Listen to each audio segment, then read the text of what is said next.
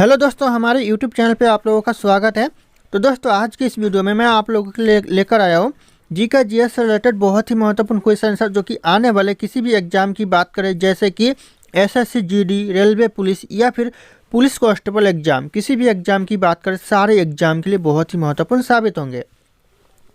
तो दोस्तों, इस वीडियो का पहला क्वेश्चन है, भारत का पहला समाचार पत्र किसने शुरू किया था? पहला समाचार पत्र दोस्तों शुरू किया था किसने? बहुत ही महत्वपूर्ण क्वेश्चन है, बार बार एग्जाम में आते रहते हैं। यह किया था जेम्स हिक्की ने शुरू किया था। तो ऑप्शन यहाँ पे D, James Hickey correct answer हो जाएगा, ध्यान रखिएगा। और अगर आप लोगों को एक भी क्वेश्चन का सही से उत्तर पता होगा तो कमेंट करके जरूर बताइएगा। अगला क्वेश्चन है, किसने सर्वप्रथम प्रेस सेंसरशिप लागू की थी? सबसे पहले दोस्तों प्रेस सेंसरशिप लागू की थी किसने की थी? हो जाएगा आपका बेलेसली ने की थी। तो ऑप्शन यहाँ पे ए, बेलेसली करेक्ट आंसर हो जाएगा। सारे के सारे क्वेश्चन एग्जाम में रिपीट होते रहते हैं, तो आप लोग ध्यान रखिएगा। जितने भी क्वेश्चन है आप लोगों को इस वीडियो में बताया जा रहा है। अगला क्वेश्चन है, अमेरिका में फ्री हिंदुस्तान अखबार किसने शुरू किया? जो अमेरिका में फ्री हिंदुस्तान अखबार शुरू किया हुआ किसने किया? यह किया था तारकनाथ दास ने। तो ऑप्शन यहाँ पे डी करेक्ट आंसर हो जाएगा, तारकनाथ दास। ध्यान रखिएगा, ये भी क्वेश्चन कई बार एग्जाम में पूछा गया है और रिपीट होते रहते हैं। अगला क्वेश्चन है, बनारस हिंदू विश्वविद्यालय के संस्थापक कौन थे? यानी जो बनारस में हिंदू विश्वविद्यालय के संस्थापक थे, यह थे मदन मोहन मालवीय। ऑप्शन यहाँ पे सी करेक्ट आंसर हो जाएगा, मदन मोहन मालवीय। ध्यान रखिएगा आप लोग। अगला क्वेश्चन है, विश्व इतिहास की झलक के रचयिता कौन है? यानी विश्व इतिहास की झलक के जो रचयिता है कौन है? तो हो जाएगा आपका Jawaharlal Nehru. Option A correct answer हो जाएगा, जवाहरलाल नेहरू। ध्यान रखिएगा, सारे क्वेश्चन इंपॉर्टेंट है। अगला क्वेश्चन है, पोस्ट ऑफिस के लेखक कौन है? दोस्तों पोस्ट ऑफिस एक बुक है, उस बुक के लेखक कौन है? तो हो जाएगा रविंद्रनाथ टैगोर। ऑप्शन यहाँ पे ए करेक्ट आंसर हो जाएगा, रविंद्रनाथ टैगोर, जो कि उस बुक के लेखक है। तो ध्यान रखिएगा आप लोग। अगला क्वेश्चन है, सैडलर आयोग का संबंध किससे था? यानी जो सैडलर आयोग का संबंध था किससे था? तो हो जाएगा आपका शिक्षा से था। ऑप्शन यहाँ पे डी, शिक्षा करेक्ट आंसर हो जाएगा। ध्यान रखिएगा। अगला क्वेश्चन है, किस वर्ष उड़ीसा बिहार से अलग हुआ? यानी जो उड़ीसा अलग हुआ बिहार से, कौन से वर्ष हुआ? टी हो जाएगा आपका 1936 में हुआ। तो ध्यान रखिएगा, 1936 करेक्ट आंसर हो जाएगा। अगला क्वेश्चन है, भूदान आंदोलन किसने प्रारंभ किया? यानी शुरू किया दोस्तों, किसने शुरू किया भूदान आंदोलन? टी हो जाएगा विनोबा भावे। ऑप्शन यहाँ पे सी, विनोबा भावे ने भूदान आंदोलन शुरू किया। तो ध्यान रखिएगा आप लोग। और अगर आप लोग हमारे चैनल पर नए होंगे तो चैनल को सब्सक्राइब करके बेल आइकन को प्रेस कर लीजिएगा, ताकि इसी तरह के वीडियो आप लोगों को मिलते रहे। और इस वीडियो को एक लाइक करना ना भूलिएगा। तो दोस्तों, इस वीडियो का अगला क्वेश्चन है, दक्षिण अफ्रीका के किस रेलवे स्टेशन पर महात्मा गांधी जी को ट्रेन से फेंका गया था? तो ये याद रखिएगा, ये हो जाएगा आपका पीटर मारिस वर्ग स्टेशन से महात्मा गांधी जी को फेंका गया था। कहाँ से? तो यह हो जाएगा आपका दक्षिण अफ्रीका के रेलवे स्टेशन से। तो ऑप्शन यहाँ पे बी करेक्ट आंसर हो जाएगा। अगला क्वेश्चन है, गांधी जी दक्षिण अफ्रीका में कितने वर्ष रहे थे? यानी जो गांधी जी दक्षिण अफ्रीका में रहे थे, कितने वर्ष रहे थे? तो हो जाएगा आपका 21 वर्ष, यानी 21 वर्ष रहे थे। तो ध्यान रखिएगा। और ये क्वेश्चन वेरी वेरी इंपॉर्टेंट है, क्योंकि हर बार यह क्वेश्चन है जो रिपीट करता है एग्जाम में। तो ध्यान रखिएगा आप लोग। अगला क्वेश्चन है, किस वर्ष राष्ट्रीय गीत वंदे मातरम पहली बार गाया गया था? कौन से वर्ष दोस्तों पहली बार वंदे मातरम गाया गया था? की हो जाएगा आपका 1896 में पहली बार वंदे मातरम गीत गाया गया था। तो ध्यान रखिएगा, ऑप्शन यहाँ पे ए करेक्ट आंसर हो जाएगा, 1896। अगला क्वेश्चन है, वर्तमान समय में राजस्थान में सदस्यों की संख्या कितनी है? राज्यसभा में सदस्यों की संख्या कितनी है वर्तमान में दोस्तों? तो हो जाएगा 245। ध्यान रखिएगा, ऑप्शन बी करेक्ट आंसर हो जाएगा, 245 वर्तमान में राज्यसभा में सदस्यों की संख्या है। अगला क्वेश्चन है, राज्यसभा के सभी सदस्यों का निर्वाचन एक साथ होता है या फिर नहीं होता है? दोस्तों एक साथ होता है सभी सदस्यों का, या फिर नहीं होता है? तो ऑप्शन यहाँ पे बी करेक्ट आंसर हो जाएगा, सभी सदस्यों का जो निर्वाचन है वह एक साथ नहीं होता है। तो ध्यान रखिएगा, ऑप्शन बी करेक्ट आंसर हो जाएगा। अगला क्वेश्चन है, मूल संविधान में कितनी अनुसूचियां? यानी जो मूल संविधान में अनुसूचियां, कितनी अनुसूचियां है? तो हो जाएगा आपका ऑप्शन बी, 8 अनुसूचियां है मूल संविधान में। तो ऑप्शन यहाँ पे बी करेक्ट आंसर हो जाएगा। अगला क्वेश्चन है, भारतीय संविधान कैसा है? यानी जो भारत का संविधान है यह कैसा है? तो ये आपका हो जाएगा ऑप्शन डी, यहाँ पे कठोर और लचीला दोनों है दोस्तों। ना ही कठोर है ना ही लचीला है, दोनों ही है। तो ऑप्शन यहाँ पे डी करेक्ट आंसर हो जाएगा, कठोर और लचीला दोनों है। अगला क्वेश्चन है भारतीय संविधान कब अंगीकृत किया गया। भारतीय संविधान जब अंगीकृत किया गया, कब किया गया, ये हो जाएगा आपका 26 नवंबर 1949। ऑप्शन यहाँ पे सी करेक्ट आंसर हो जाएगा, 26 नवंबर 1949 में।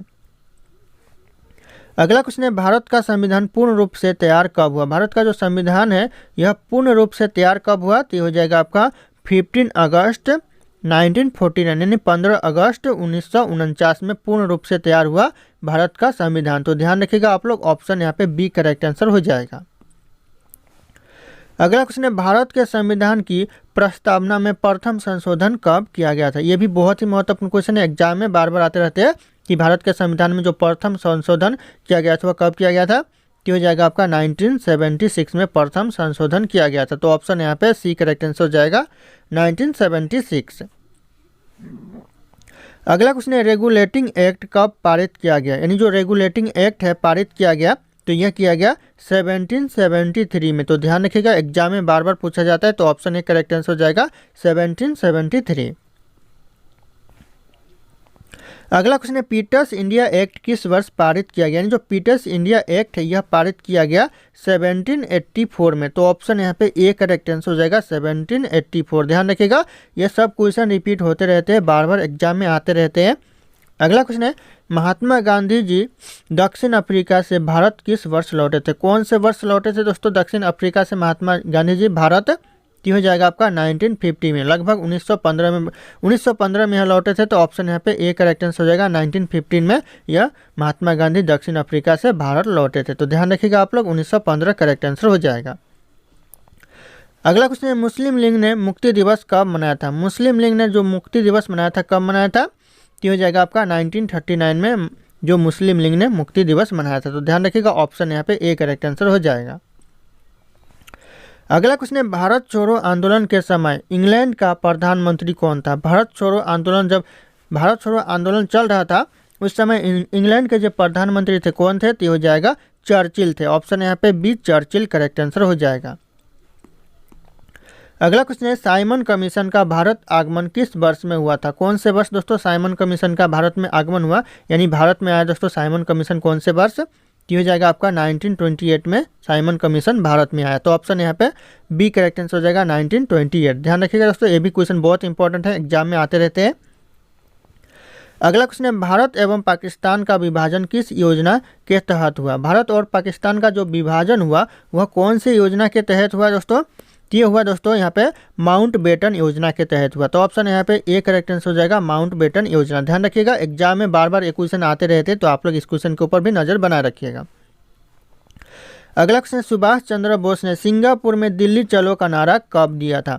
दोस्तों सुभाष चंद्र बोस ने सिंगापुर में नारा दिया था दोस्तों दिल्ली चलो का। पूछा जाए अगर कि सुभाष चंद्र बोस ने दिल्ली चलो का नारा कहाँ दिया था, तो याद रखिएगा यह सिंगापुर में दिया था। और यह कब दिया था पूछा जा रहा है यहाँ पे, तो यह दिया था 1943 में। तो ध्यान रखिएगा 1943, ऑप्शन बी करेक्ट आंसर हो जाएगा। अगला क्वेश्चन है कांग्रेस ने भारत छोड़ो आंदोलन का प्रस्ताव किस वर्ष पारित किया। कांग्रेस ने दोस्तों भारत छोड़ो आंदोलन का जो प्रस्ताव पारित किया कौन से वर्ष किया, तो हो जाएगा आपका 1942 में पारित किया। तो ऑप्शन यहाँ पे डी करेक्ट आंसर हो जाएगा, 1942 में। अगला क्वेश्चन है 1908 यानी 1908 में बाल गंगाधर तिलक को कितने साल की जेल हुई थी। कितने साल की दोस्तों 1908 में जो बाल गंगाधर तिलक को जेल हुई थी कितने साल की, हो जाएगा 6 वर्ष की हुई थी। तो ध्यान रखिएगा 6 वर्ष, ऑप्शन यहाँ पे बी करेक्ट आंसर हो जाएगा, 6 वर्ष की जेल हुई थी। अगला क्वेश्चन है भारतीय राष्ट्रीय कांग्रेस की स्थापना किस वर्ष हुई, यानी भारतीय राष्ट्रीय कांग्रेस की स्थापना हुई थी कौन से वर्ष, तो हो जाएगा आपका 1885 में भारतीय राष्ट्रीय कांग्रेस की स्थापना हुई थी। तो ऑप्शन यहाँ पे सी करेक्ट आंसर हो जाएगा, 1885। अगला क्वेश्चन है सन 1857 का क्रांति यानी सन 1857 की क्रांति कहाँ से आरंभ हुई थी। दोस्तों कहाँ से आरंभ हुई थी, ये हो जाएगा आपका मेरठ से। ऑप्शन यहाँ पे सी करेक्ट आंसर हो जाएगा, मेरठ से। और इसी क्रांति की आज़ादी की पहली लड़ाई भी कहा जाता है। तो ध्यान रखिएगा आप लोग। अगला क्वेश्चन है बिहार में सन 1857 की क्रांति के नेता कुंवर सिंह का देहांत कब हुआ, यानी जो कुंवर सिंह का देहांत हुआ कब हुआ, टी हो जाएगा आपका करेक्ट आंसर, ऑप्शन सी हो जाएगा 9 मई 1858। 9 मई 1858 में कुंवर सिंह का देहांत हुआ दोस्तों, ध्यान रखिएगा आप लोग। अगला क्वेश्चन, अखिल भारतीय किसान सभा सर्वप्रथम कहाँ आयोजित की गई थी? सबसे पहले दोस्तों अखिल भारतीय किसान सभा आयोजन किया गया था कहाँ पर? यह लखनऊ में किया गया था। तो ऑप्शन यहाँ पे सी लखनऊ, उत्तर प्रदेश के लखनऊ में किया गया था, ध्यान रखिएगा आप लोग। अगला क्वेश्चन है, ट्रेड यूनियन आंदोलन के क्रांतिकारी का समय कब से कब तक था? यानी जो ट्रेड यूनियन आंदोलन के जो क्रांतिकारी थे उन लोगों का समय कब से कब तक था?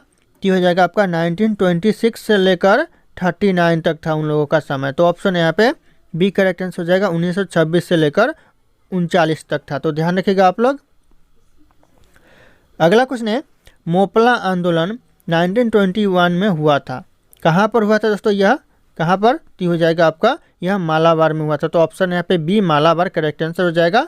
और कब हुआ था? तो 1921 में हुआ था। पूछा जा सकता है कि मोपला विद्रोह यानी आंदोलन है यह कब हुआ था? तो 1921, ध्यान रखिएगा आप लोग। अगला क्वेश्चन है, जलवायु परिवर्तन का मुख्य कारण क्या होता है? जो जलवायु परिवर्तन का जो मुख्य कारण होता है यह क्या होता है? तो इस क्वेश्चन का जो सही उत्तर होगा आप लोगों को कमेंट करके बताना है। ऑप्शन यहाँ पे सारे के सारे शो कर रहे हैं। फिर मिलते हैं अगले क्लास में।